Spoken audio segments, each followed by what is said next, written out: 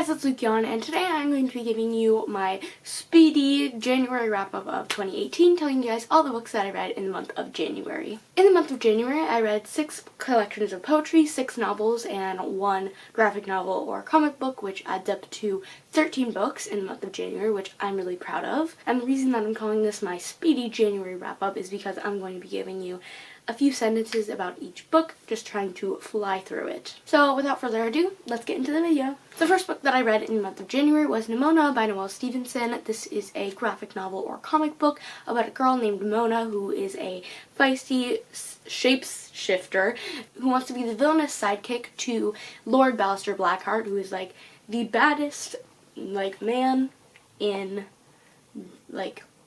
I don't know, in the kingdom that they live in, and it's really fun, and I was really glad that this was the first book that I read in 2018 because I gave it 5 out of 5 stars. Next, I read Vineworks by Stosh Luchky.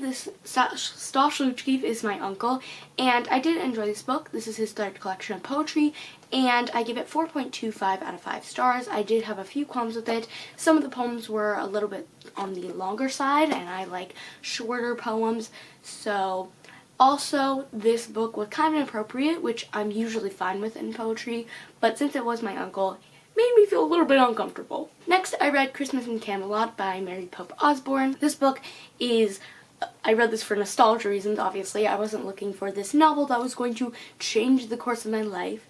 I just wanted to read this because I loved the Magic Tree House books when I was a child. And if you don't know what the series is about, it's about these 2 twins named Jack and Annie, and they have this magic tree house in the back of their house, and hence the name Magic Tree House. And they just, whenever they go through, they can travel anywhere, and they have to solve mysteries and complete missions, and it's just really fun, and I gave it 4 stars. Next, I read probably my favorite book that I read this month, and that was Sea of Strangers by Long Leave. This is a beautiful collection of poetry. I tabbed it so much, honestly, stunning. And I'm going to read you a poem that says in the back, it says, "If they were meant to be in your life, nothing could ever make them leave. If they weren't, nothing in the world could make them stay." And if you thought that was beautiful, it is consistent throughout the entire collection. But honestly, I loved how this had a metaphor to the ocean and the sea, and it was so beautiful, and 5 out of 5 stars. Please pick this book up. Next, during the same day, I read Helium by Rudy Francisco. This is another collection of poetry, and I did tab it. I thought it was solid, and there's not much to say about it, but I gave it 3 out of 5 stars, and I would recommend it if you're just looking for some good and modern poetry.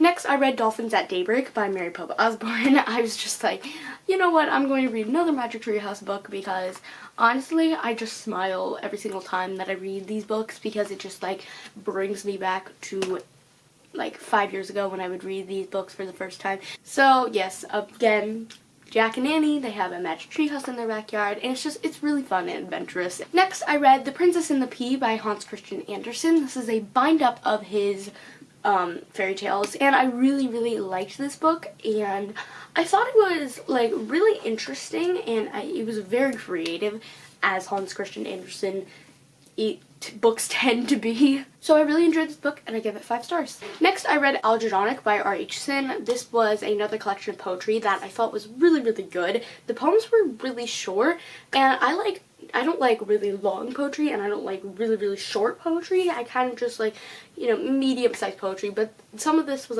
2 sentences, so I bumped it down a 1/4 of a star for that. But overall, it was really solid, and I liked how it had a bunch of metaphors, and it was really, really good, and I hope you pick it up. Next, I read probably my most disappointing read of the month, Take Me With You by Andrea Gibson. I'm going to speed through this book because it was terrible. I gave it 0 out of 5 stars. It had so many trigger warnings. It had trigger warnings for suicide, sexual assault, abuse, disorders, and other mental illness, and it was just not good. Please don't pick it up. I never say don't pick up a book, but honestly, don't pick up this book. Then I read 13 Little Blue Envelopes by Maureen Johnson, and I loved this book. It was so good. I listened to it on audiobook, and the narrator was so good. I think her name is Emily Durante, and oh my god, she was so good. This book is about a girl named Ginny, and her Aunt Peg just kind of like leaves from New York and goes to Europe and just kind of like leaves. And then Ginny gets a letter from her Aunt Peg, and there's two things that's weird about that letter. I'm actually like taking this off the back, like the two things that's weird. So the first thing that is odd about the letter is that Peg has been dead for 3 months. They called from Europe to say that she had brain cancer and she sadly died because of it. And the second thing is that it includes $1,000 cash for a passport and a plane ticket. And basically there's also instructions to receive 12 other letters and once she gets to Europe, each letter has a different task, and once she completes that task, then she can open up another letter, and it's just so on and so forth. It's a backpacking Europe story. She goes to London, to Edinburgh, to Amsterdam, to Paris, to Greece. It's just really, really fun, and it made me want to travel around Europe, just like Ginny. Oh my god, I love this book so much, and I give it 4.25 out of 5 stars. The reason that I didn't give it a full 5 stars is because I did have one problem with it, and that was because the tasks started to get a little bit less creative, but then they started to pick up again. It was only like 2 or 3 of the letters that I was like, okay, like this isn't that interesting. But overall, it was a really good book, and I give it 4.25 out of 5 stars.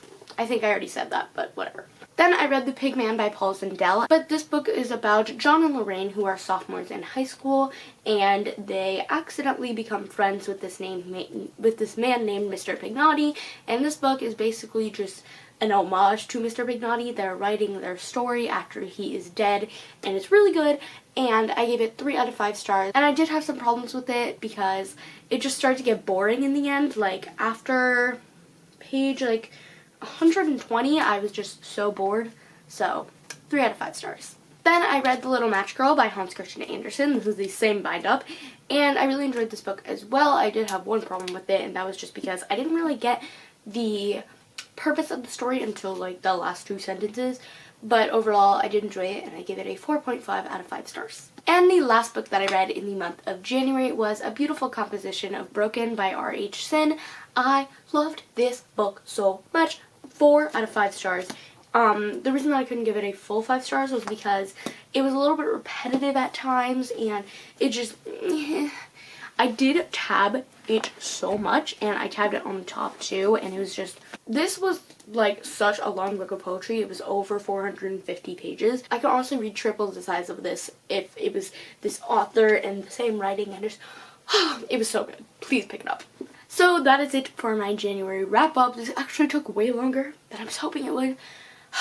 So I'm going to do this quick little wrap up at the end of my video pretty quickly. If you want to follow me on any of my social media, all of my links are in the description box. Tell me any of the videos that you want to see me do in the future in the comment section below. That is it for this video. I hope you guys enjoyed it. Please comment, like, and subscribe to my channel, and I'll see you in the next one.